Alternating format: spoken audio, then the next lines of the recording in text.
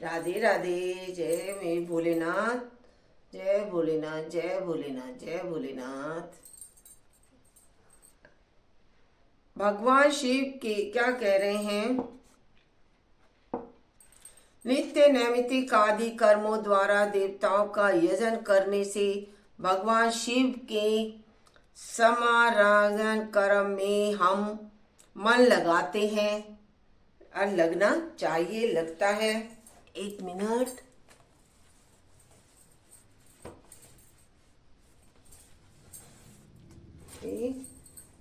राधे राधे राधे राधे। आवाज आई किसी की?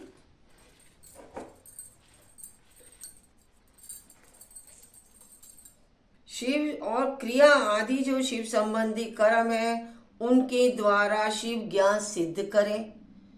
जिन्होंने शिव तत्व का साक्षात कर लिया है अथवा जिन पर शिव की कृपा दृष्टि पड़ चुकी है वे सब मुक्त भी हैं, इसमें संशय नहीं है। आत्मस्वरूप जो स्थिति है वही मुक्ति है। एकमात्र अपने आत्मा में रमण या आनंद का अनुभव करना चाहिए और करना ही मुक्ति का स्वरूप है। भगवान का लो मन से नाम तो अपने आप ही मन में आनंद का अनुभव होता है। जो पुरुष क्रिया तप जप ज्ञान और ध्यान रूपी धर्मों में भली भांति स्थित है वह शिव का साक्षात्कार करके स्वात्मारा मत स्वरूप मोक्ष को भी प्राप्त हो जाते हैं, कर लेते हैं। जैसे सूर्यदेव अपनी किरणों से अशुद्धि को दूर कर देते हैं, सूर्य की किरणों से सारी अशुद्धियां दूर हो जाती हैं। अपनी किरणों की गर्माई से सारे उसे नष्ट कर देते हैं। उसी प्रकार कृपा करने में कुशल भगवान शिव अपने भक्त के अज्ञान को मिटा देते हैं। अज्ञान की निवृत्ति हो जाने पर शिव ज्ञान स्वतः प्रकट हो जाता है। जब हमारे मन में से गंदगी निकल जाएगी तो वो साफ होना ही होना है। अज्ञान की निवृत्ति हो जाने पर शिव ज्ञान स्वतः प्रकट हो जाता है। शिव ज्ञान से अपना विशुद्ध स्वरूप आत्मा रामत्व प्राप्त होता है और आत्मा रामत्व भी की सम्यक स्थिति हो जाने पर मनुष्य कृतकृत्य हो जाता है, बहुत ही खुश हो जाता है। इस तरह यहाँ जो कुछ बताया गया है वह पहले मुझे गुरु परा से प्राप्त हुआ है, गुरु जी से ही प्राप्त हुआ है। इसीलिए कहते हैं कि गुरु जरूर होना चाहिए। इस प्रकार यहाँ जो कुछ बताया गया वह पहले मुझे गुरु परंपरा से प्राप्त हुआ था। तत्पश्चात मैंने पुनः नंदीश्वर के मुख से इस विषय को सुना था। नंदी जी ने इस विषय को सुनाया था। अब नंदी भगवान भी भोलेनाथ के, आपको पता ही है कितने नंदीश्वर महाराज जो सारी खबर रखते हैं। वो भी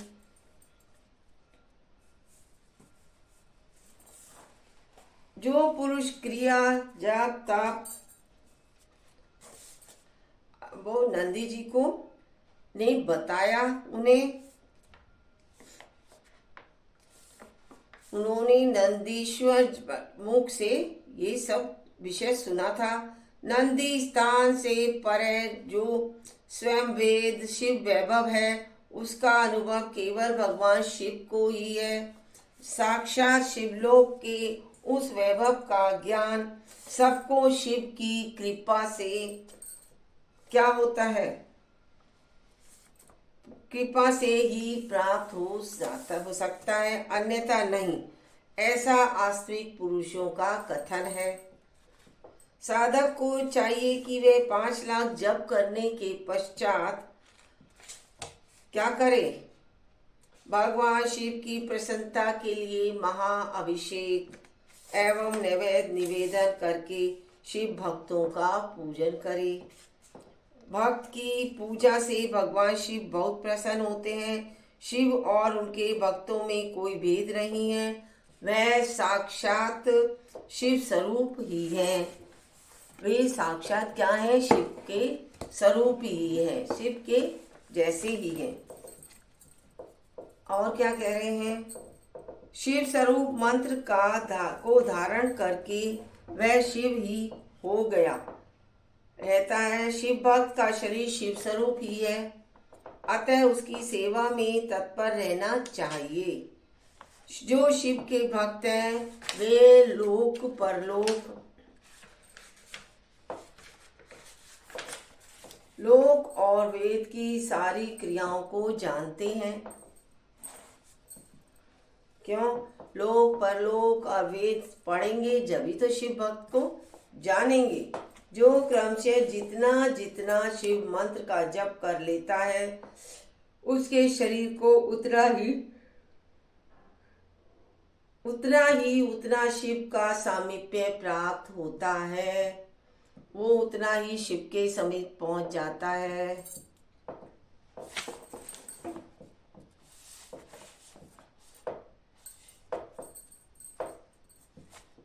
शिव भक्त स्त्री का रूप देवी पार्वती का ही स्वरूप है।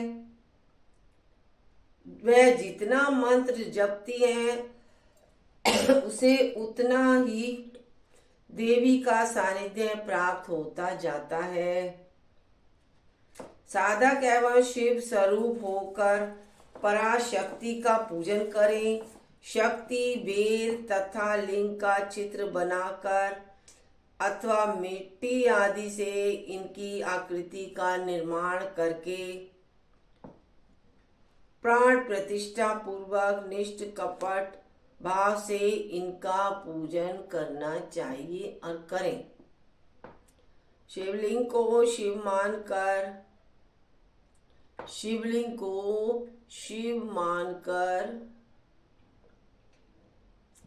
अपने को शक्ति रूप समझकर, शक्ति लिंग को देवी मानकर और अपने को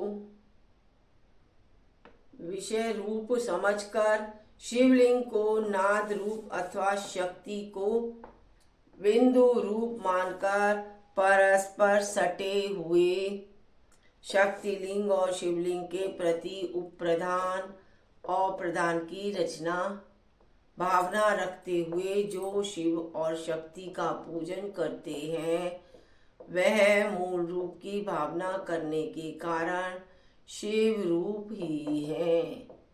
जो भी कोई शिव पार्वती जी का पूजन करता है वे उन्हीं के रूप में बस जाता है।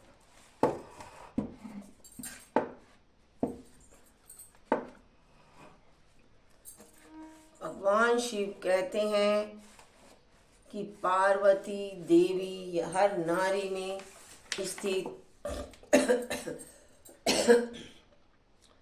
और शक्ति का पूजन करता है वह मूल रूप से भावना करने के कारण शिव रूप ही है। शिव भक्त शिव मंत्र रूप होने के उपचारों से उनकी पूजा करता है, उसे अभीष्ट वस्तु की प्राप्ति होती है।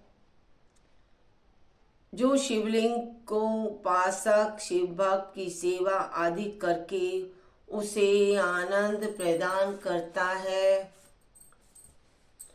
तथा विद्वान पर भगवान शिव बड़े प्रसन्न होते हैं। जो विद्वान लोग होते हैं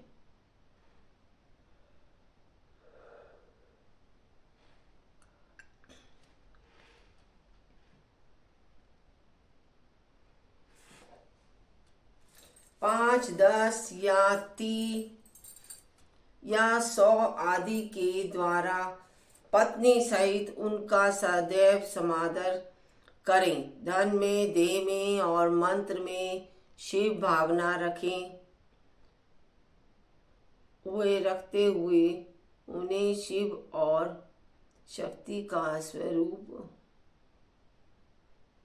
जानकर निष्ठ निष्कपट भाव से उन्हें कर देता है।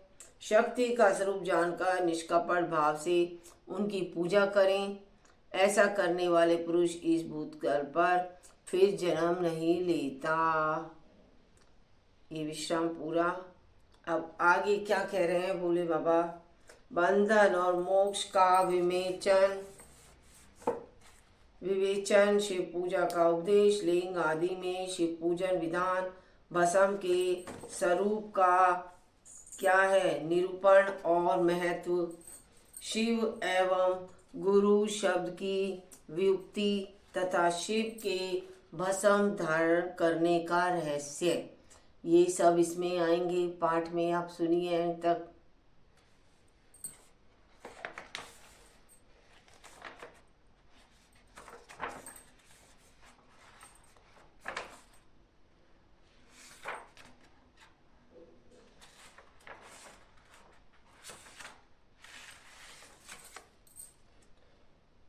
अब कह रहे हैं ऋषि कह रहे हैं सर्वज्ञों में शेष सूर्य जी बंधन और मोक्ष का स्वरूप क्या है पूछ रहे हैं सब।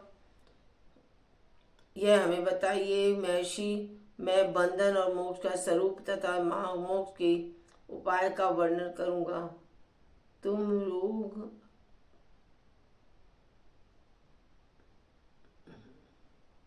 जय मेरे भोलेनाथ, जय मेरे भोलेनाथ। आदि बंधनों में बंधा हुआ वह जीव बद्ध कहलाता है, और जो उन 8 बंधनों से छूटा हुआ है उसे मुक्ति कहते हैं। प्रकृति आदि को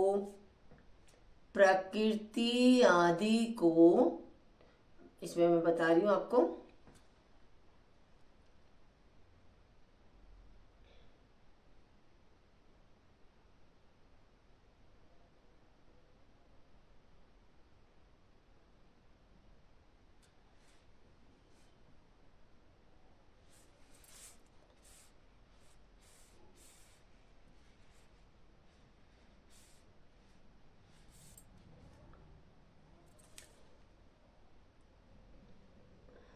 त्रिगुणात्मक अहंकार और 5 तन्मात्राएं, इन्हें ज्ञानी पुरुष प्रकृत्याष्टक मानते हैं।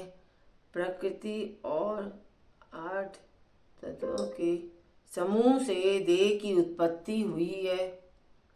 देह से कर्म उत्पन्न होता है और फिर कर्म से नूतन देह की उत्पत्ति होती है। कर्म से भी नूतन।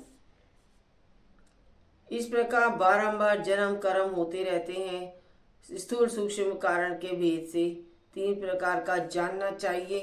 स्थूल और व्यापार कराने वाला सूक्ष्म शरीर, इंद्रिय भोग प्रदान करने वाला तथा कारण है शरीर, आत्मानंद की अनुमति करने वाला कहा गया है।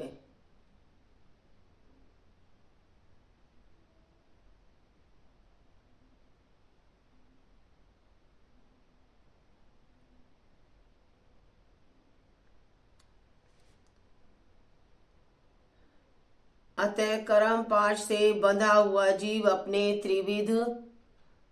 कर्म 5 से बंधा हुआ मनुष्य अपने क्या है त्रिविध शरीर से होने वाले शुभाशुभ कर्मों द्वारा सदा चक्र की भांति बारंबार घुमाया जाता है। इस चक्रवत भ्रमण की निवृत्ति के लिए चक्रकर्ता का स्तवन एवं आराधन करना चाहिए। मतलब जीवन मृत्यु इसी चक्र में वो बंधा रहता है।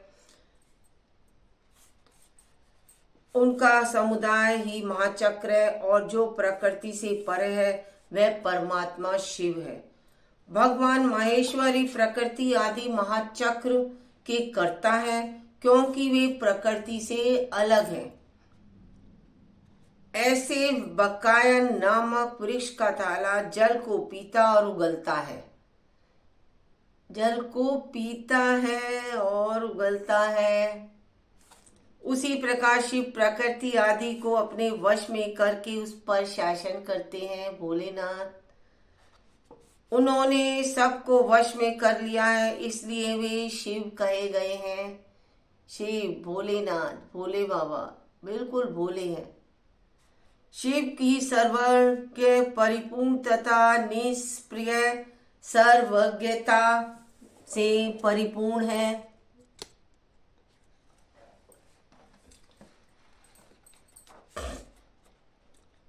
सर्वज्ञ, तृप्ति, अनादि भोग, स्वतंत्रता, नित्य अलूप शक्ति से संयुक्त होना, अपने भीतर अनंत शक्तियों को धारण करना। महेश्वर के इन 6 प्रकार के मानसिक ऐश्वर्यों को केवल वेद जानता है। वेदों में शिव का सारा वृतांत है। आप देख सकते हैं, सुन सकते हैं। अतः भगवान शिव के अनुग्रह से ही प्रकृति 8 तत्व वश में होते हैं। जय भोलेनाथ। ओम नमो शिवाय। भगवान शिव का कृपा प्रसाद प्राप्त करने के लिए उन्हीं का पूजन करना चाहिए। नहीं कहें तो शिव तो परिपूर्ण है, निष्क्रिय है, उनकी पूजा कैसे हो सकती है? तो उसका उत्तर यह है कि भगवान शिव के उद्देश्य से उनकी प्रसन्नता के लिए किया हुआ सत्कर्म ही उनकी पूजा है। प्रसाद को प्राप्त करने वाला हो जाता है। शिवलिंग में, शिव की प्रतिमा में, शिव भक्तजनों में शिव की भावना करके उनकी प्रसन्नता के लिए पूजा करनी चाहिए। वह पूजा शरीर से, मन से, वाणी से और धन से भी किया जा सकता है। उस पूजन में महेश्वर शिव जो प्रकृति से परे हैं, पूज्य पर विशेष कृपा करते हैं और उनका वह कृपा प्रसाद सत्य होता है। शिव की कृपा से कर्म आदि सभी बंधनों से मुक्त हो जाते हैं और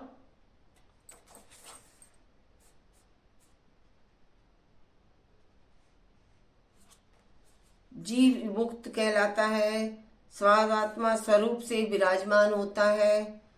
परमेश्वर शिव की कृपा से सब कर्म जनित शरीर अपने वश में ही हो जाता है। तब भगवान शिव के लोक के में निवास का सौभाग्य प्राप्त होता है। इसी को सालोक्य मुक्ति कहते हैं। तब तन मात्राएं वश में हो जाती हैं। तब जीव जगदम्बा सहित शिव का सामीप्य प्राप्ति कर लेता है और भगवान शिव के समान हो जाते हैं। भगवान का महाप्रसाद प्राप्त होने पर बुद्धि भी वश में हो जाती है। पुनः भगवान का मान अनुग्रह प्राप्त होने पर प्रकृति वश में हो जाएगी। इस समय भगवान शिव का मानसिक ऐश्वर्य बिना यत्न के ही प्राप्त हो जाएगा। और क्या कह रहे हैं इसमें?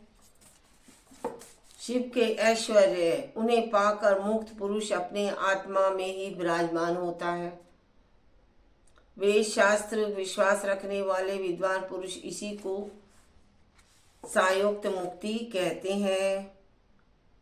मुक्ति स्वतः प्राप्त हो जाती है शिव की पूजा करने से, शिव का कृपा प्रसाद प्राप्त करने के लिए तत्व संबंधी क्रिया आदि के द्वारा उन्हीं का पूजन करना चाहिए। शिव ध्यान के लिए सदा उत्तरोत्तर अभ्यास बढ़ाना चाहिए। प्रतिदिन प्रातः काल से रात को सोते समय तक और जन्म काल से लेकर मृत्यु पर्यंत तक शिव को भजना गाना चाहिए। शिव के लिए ही समय बिताना चाहिए। मंत्रों तथा नाना प्रकार के पुष्पों से शिव की पूजा करता है। अब ऋषि क्या कहते हैं? शिव को ही प्राप्त होता है वो। उत्तम व्रत का पालन करने वाले सूर्य जी लिंग आदि में शिव की पूजा का क्या विधान है, अब वे बताते हैं। मैं लिंगों के कर्मों का यथावत वर्णन करता हूँ, तुम सब लोग सुनो। वह प्रणवी समस्त अभीष्ट वस्तुओं को देने वाला प्रथम लिंग है।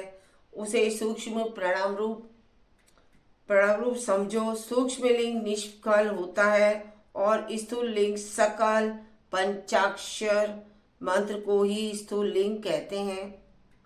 उन दोनों प्रकार के लिंगों का पूजन तप कहलाता है। लिंग साक्षात मोक्ष की प्राप्ति है, देने वाला है। पौरुष लिंग और इस प्रकृति लिंग के रूप में बहुत से लिंग हैं। उन्हें भगवान शिव ही विस्तार पूर्वक बता सकते हैं। तो शिव भगवान ने बताया है जो जो लिंग ज्ञात है उन उनको मैं तुम्हें बताता हूँ। जो पृथ्वी पर है सारे ही लिंगों का इसमें वर्णन है। बता रहा हूं। पहला लिंग जो स्वयंभू लिंग प्रथम है। स्वयंभू लिंग, स्वयंभू लिंग क्या मतलब? जो अपने आप प्रकट हुआ है। दूसरा बिंदु लिंग, तीसरा प्रतिष्ठित लिंग, चौथा चर लिंग और पांचवा गुरु लिंग है। देव ऋषियों की तपस्या से संतुष्ट हो उनके समीप प्रकट होने के लिए पृथ्वी के अंतर्गत बीज रूप से व्याप्त हुए भगवान शिव वृक्षों के अंकुर की भांति भूमि को भेद कर नादलिंग के रूप में व्यक्त हो जाते हैं। वे स्वतः व्यक्त हुए शिव ही स्वयं प्रकट होने के कारण स्वयंभू नाम धारण करते हैं। जो स्वयं ही प्रकट हुए हों उन्हें स्वयंभू लिंग कहते। ज्ञानी जन क्या कहते हैं? उन्हें स्वयंभू लिंग के रूप में जानते भी हैं। स्वयंभू लिंग की पूजा से उपासक का ज्ञान स्वयं ही बढ़ने लगता है। जो स्वयंभू लिंग है उनकी पूजा करने से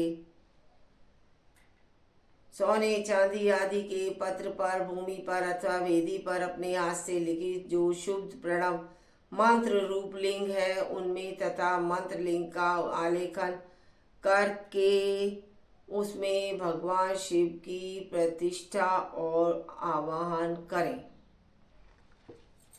शिव की प्रतिष्ठा और आह्वान करें। बिंदु नाद में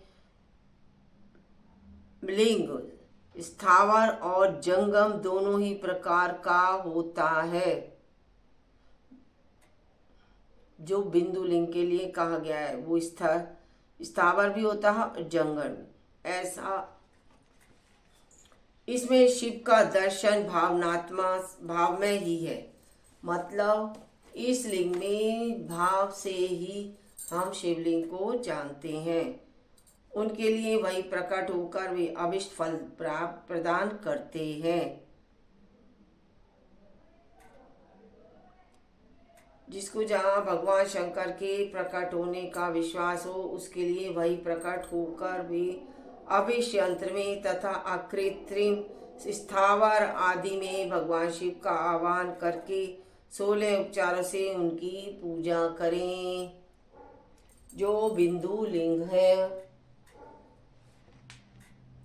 उसके लिए कहा गया है इसमें। ऐसा करने से साधक स्वयं ही ऐश्वर्य को प्राप्त कर लेता है। देवताओं और ऋषियों ने आत्मसिद्धि के लिए अपने हाथ से वैदिक मंत्रों के उच्चारण पूर्वक शुद्ध मंडल में शुद्ध भावना द्वारा जिस उत्तम शिवलिंग की स्थापना की है उसे हम क्या कहते हैं? पौरुष लिंग। पौरुष प्रतिष्ठित लिंग मैंने बताया आपको जो प्रतिष्ठा कराई जाती है।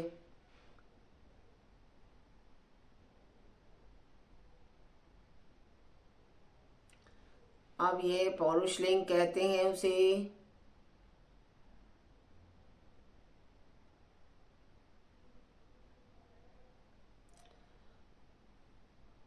प्रतिष्ठित लिंग कहलाता है। उस लिंग की पूजा करने से सदा पौरुष ऐश्वर्य की प्राप्ति होती है।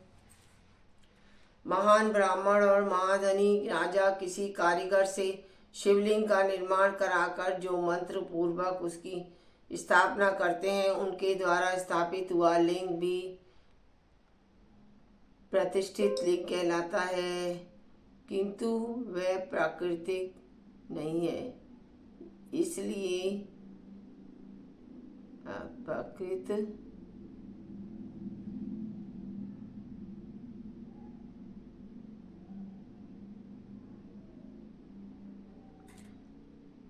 शक्तिशाली और नित्यों से पौरुष कहते हैं तथा जो दुर्लभ और अनित्य होता है वह प्राकृत कहलाता है। लिंग नाभि, जीवा, नासाग्र भाग और शिखा के क्रम से कटी, हृदय और मस्तक तीनों स्थानों में जो लिंग की भावना की गई है उस आध्यात्मिक लिंग को ही चरलिंग कहते हैं। भोलेनाथ की जय। अब इसमें और लिंगों का भी वर्णन है, मैं वो भी आपको सुनाऊंगी। अब ये पौरुष लिंग बताया गया, पर्वत को पौरुष लिंग बताया, आध्यात्मिक लिंग चरलिंग होता है, पर्वत को पौरुष लिंग बताया गया है। भूतकाल को विद्वान पुरुष प्राकृतिक लिंग मानते हैं। वृक्ष आदि को पौरुष लिंग जानना चाहिए। गुल्म आदि की प्राकृतिक लिंग, साठी नामक धान्य की प्राकृतिक लिंग समझना चाहिए। शाली यानी अगहनी एवं गेहूं को पौरुष लिंग। जय भोलेनाथ। ये सारे लिंग हैं जिसमें अभी और भी वर्णन होंगे, सभी मैं आपको कल बताऊंगी। आपको कैसा लगा आपको ये सुनना? नहीं तो मैं अभी आपको थोड़ा सा और बता देती हूँ, फिर मैं कल सुनाऊंगी।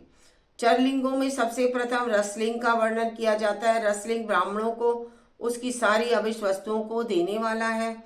शुभ कारक वाणलिंग क्षत्रियों को भगवान राज्य की प्राप्ति कराने वाला। सुवर्णलिंग वैश्यों की माधन प्रतिका का पद प्रदान करने वाला है। तथा सुंदर शिवलिंग शूद्रों को महाशुद्धि देने वाला। स्फटिक लिंग तथा बाणलिंग सब लोगों को उनकी समस्त कामनाएं प्रदान करता है। स्फटिक लिंग और बाणलिंग।